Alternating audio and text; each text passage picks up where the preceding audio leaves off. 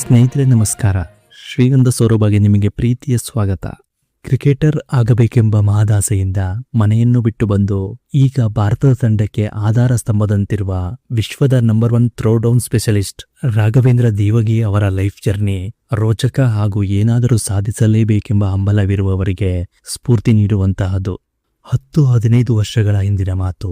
Spin ಬೌಲರ್ಗಳನ್ನು ಮನಬಂದಂತೆ ದಂಡಿಸುತ್ತಿದ್ದ ಭಾರತದ ಬ್ಯಾಟ್ಸ್ಮನ್ಗಳು fast ಬೌಲರ್ಗಳ bowling ಎದುರು ತಿಣುಕಾಡುತ್ತಿದ್ದರು. ಆದರೆ ಈಗ ಭಾರತದ ತಂಡದ ಪರಿಸ್ಥಿತಿ ಆಗಿಲ್ಲ. ಯಾವುದೇ ದೇಶದ ಫಾಸ್ಟ್ ಬೌಲರ್ಗಳ ಬೌಲಿಂಗ್ ಎದುರು ಲೀಲಾಜಾಲವಾಗಿ ಬ್ಯಾಟ್ ಬೀಸುತ್ತಾರೆ. ಅದರ ಫಲಿತಾಂಶವೇ 2023ರ ಏಕದಿನ ವರ್ಲ್ಡ್ ಕಪ್ನಲ್ಲಿ ಸತತ 10 ಪಂದ್ಯಗಳನ್ನು ಗೆದ್ದು ಫೈನಲ್ ತಲುಪಿದ್ದು.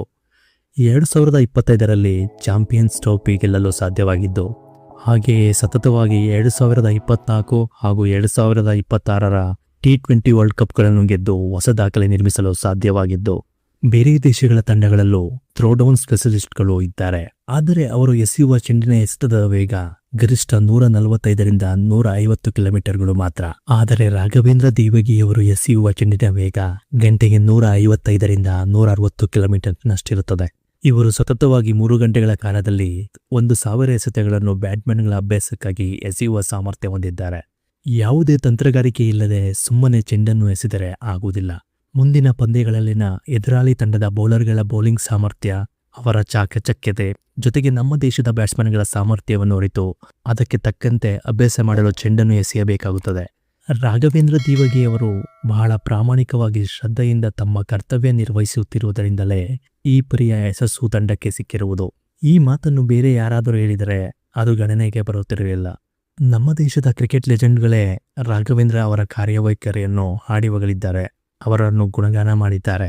2024ರ T20 ವರ್ಲ್ಡ್ ಕಪ್ ಗೆದ್ದ ನಂತರ ವಿರಾಟ್ ಕೊಹ್ಲಿ ಅವರು ರಾಘವೇಂದ್ರ ಅವರ ಬಗ್ಗೆ ಹೇಳಿದ ಅವರ ಅಭಿಪ್ರಾಯವೆಂದರೆ, 2013ರಿಂದ ಈಚೆಗೆ ಎಲ್ಲ ಬ್ಯಾಟ್ಸ್ಮನ್ಗಳು ಯಶಸ್ಸು ಕಂಡಿದ್ದಾರೆ. ಆ ಯಶಸ್ಸಿಗೆ ರಾಘವೇಂದ್ರ ಅವರೇ ಕಾರಣ. ಅವರು ಎಸೆಯುವ ವೇಗದ ಬೌಲಿಂಗ್ನಿಂದ ಪ್ರಾಕ್ಟೀಸ್ ಮಾಡುವುದರಿಂದ ಈ ಯಶಸ್ಸು ಕಾಣಲು ಸಾಧ್ಯವಾಗಿದೆ ಎಂದಿದ್ದರು. ರವಿಶಾಸ್ತ್ರಿಯವರು ಅವರನ್ನು ತಂಡದ ಹೃದಯದ ಬಡಿತವೆಂದಿದ್ದರು. ಸುನಿಲ್ ಗವಾಸ್ಕರ್ ಅವರು ಅವನಿಲ್ಲದೆ ಭಾರತದ ತಂಡವೇ ಇಲ್ಲ ಎಂದು ಹೇಳಿದ್ದರು. ಇದು ಅವರು ಥ್ರೋಡೌನ್ ಸ್ಪೆಷಲಿಸ್ಟ್ ಆದ ನಂತರದ ವೃತ್ತಿ ಜೀವನದ ಯಶೋಗಾಥೆಯಾಗಿದೆ. ಅವರು ಥ್ರೋಡೌನ್ ಸ್ಪೆಷಲಿಸ್ಟ್ ಆಗುವ ಮೊದಲು ಅವರು ಅನುಭವಿಸಿದ ಕಷ್ಟಗಳು ಒಂದೆರಡಲ್ಲ. ರಾಘವೇಂದ್ರ ಅವರಿಗೆ ಚಿಕ್ಕಂದಿನಿಂದಲೂ ಕ್ರಿಕೆಟ್ ಆಟಗಾರನಾಗಬೇಕೆಂಬ ಹಂಬಲವಿತ್ತು. ಎಷ್ಟೇ ಅಡೆತಡೆಗಳು ಬಂದರೂ ಅದನ್ನು ಎದುರಿಸಿ ಒಬ್ಬ ಒಳ್ಳೆಯ ಕ್ರಿಕೆಟರ್ ಆಗಲೇಬೇಕೆಂದು ನಿರ್ಧರಿಸಿದರು. 1999-2000 ಇಸವಿಯಲ್ಲಿ SSLC ಮುಗಿದ ನಂತರ ಮನೆಯಲ್ಲಿ ಅವರ ತಂದೆಯ ಒಪ್ಪಿಗೆ ಇರದಿದ್ದರೂ ತಮ್ಮ ಕನಸನ್ನು ನನಸು ಮಾಡಿಕೊಳ್ಳಲು ಕುಮಟಾದಿಂದ ಹುಬ್ಬಳ್ಳಿಗೆ ಬಂದರು. ಹುಬ್ಬಳ್ಳಿಯಲ್ಲಿ ಬೆಳಗಿಂದ ಸಾಯಂಕಾಲದವರೆಗೂ ಕ್ರಿಕೆಟ್ ಆಟದಲ್ಲಿ ಮಗ್ನರಾಗುತ್ತಿದ್ದರು. ಸ್ವಲ್ಪ ದಿನಗಳ ನಂತರ ಅವರು ಹುಬ್ಬಳ್ಳಿಯಲ್ಲಿ ರಾತ್ರಿ ಉಳಿದುಕೊಳ್ಳಲು ರೂಮ್ ಅಥವಾ ಮನೆ ಇಲ್ಲದಂತಾಯಿತು. ಕನಿಷ್ಠ ಸೌಕರ್ಯಗಳನ್ನು ಪೂರೈಸಿಕೊಳ್ಳಲು ಹಣದ ಅಭಾವವಿದ್ದುದರಿಂದ ಪ್ರಾರಂಭದಲ್ಲಿ ಅವರು ಹುಬ್ಬಳ್ಳಿಯ ಬಸ್ ನಿಲ್ದಾಣದಲ್ಲಿ ಮಲಗುತ್ತಿದ್ದರಂತೆ. ಅಲ್ಲಿ ಪೊಲೀಸರ ಕಾಟ ಹೆಚ್ಚಾದಂತೆ ಅವರು ಮಲಗುವ ಜಾಗವನ್ನು ಒಂದು ದೇವಸ್ಥಾನಕ್ಕೆ ಬದಲಾಯಿಸಿದರಂತೆ. ಅಲ್ಲಿಯೂ ಕೂಡ ಕೆಲವು ಸಮಸ್ಯೆಗಳು ಎದುರಾದಾಗ ಹುಬ್ಬಳ್ಳಿಯ BVB ಕಾಲೇಜು ಹತ್ತಿರವಿರುವ ಸ್ಮಶಾನದಲ್ಲಿ ಮಲಗುತ್ತಿದ್ದರಂತೆ. ಕ್ರಿಕೆಟ್ನಲ್ಲಿ ಏನಾದರೂ ಸಾಧಿಸಲೇಬೇಕೆಂಬ ಛಲವೇ ಅವರಿಗೆ ಆ ಧೈರ್ಯ ಹಾಗೂ ಪ್ರೇರಣೆಯನ್ನು ನೀಡಿರಬೇಕು. ಹುಬ್ಬಳ್ಳಿಯಲ್ಲಿ ಹೀಗೆ 4 ವರ್ಷ ಕಷ್ಟದ ದಿನಗಳನ್ನು ಕಳೆದ ನಂತರ ಅವರ ಜೀವನದಲ್ಲಿ ಒಂದಷ್ಟು ಒಳ್ಳೆಯ ದಿನಗಳು ಬಂದದ್ದು ಅವರು ಹುಬ್ಬಳ್ಳಿಯಿಂದ ಬೆಂಗಳೂರಿಗೆ ಬಂದ ನಂತರ. ಈಗಾಗಲೇ ಕ್ರಿಕೆಟ್ನಲ್ಲಿ ಸಾಕಷ್ಟು ಅನುಭವ ಹೊಂದಿದ್ದವರು ಬೆಂಗಳೂರಿನ ಕರ್ನಾಟಕ ಇನ್ಸ್ಟಿಟ್ಯೂಟ್ ಆಫ್ ಕ್ರಿಕೆಟ್ನಲ್ಲಿ ಟ್ರೈನಿಂಗ್ ಅಸಿಸ್ಟೆಂಟ್ ಆಗಿ ಸೇರಿಕೊಂಡರು. ನಂತರ ಜಾವಗಲ್ ಶ್ರೀನಾಥ್ ಅವರ ಸಹಾಯದಿಂದ ನ್ಯಾಷನಲ್ ಕ್ರಿಕೆಟ್ ಅಕಾಡೆಮಿಯಲ್ಲಿ ತರಬೇತುದಾರರಾಗಿ ಸೇರಿಕೊಂಡರು. 2011ರಲ್ಲಿ ಸಚಿನ್ ತೆಂಡೂಲ್ಕರ್ ಅವರಿಗೆ ಥ್ರೋಡೌನ್ ಸ್ಪೆಷಲಿಸ್ಟ್ ಆಗಿ ಕಾರ್ಯನಿರ್ವಹಿಸುವ ಅವಕಾಶ ಸಿಕ್ಕಿತು.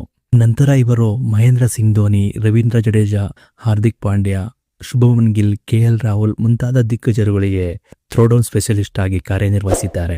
ಪ್ರಸ್ತುತ ಇವರು ವಿಶ್ವದ ನಂಬರ್ 1 ಥ್ರೋಡೌನ್ ಸ್ಪೆಷಲಿಸ್ಟ್ ಆಗಿದ್ದು ಭಾರತದ ತಂಡದ ಪಾಲಿಗೆ ಬೆಲೆ ಕಟ್ಟಲಾಗದ ಅಮೂಲ್ಯವಾದ ಆಸ್ತಿಯಾಗಿದ್ದಾರೆ.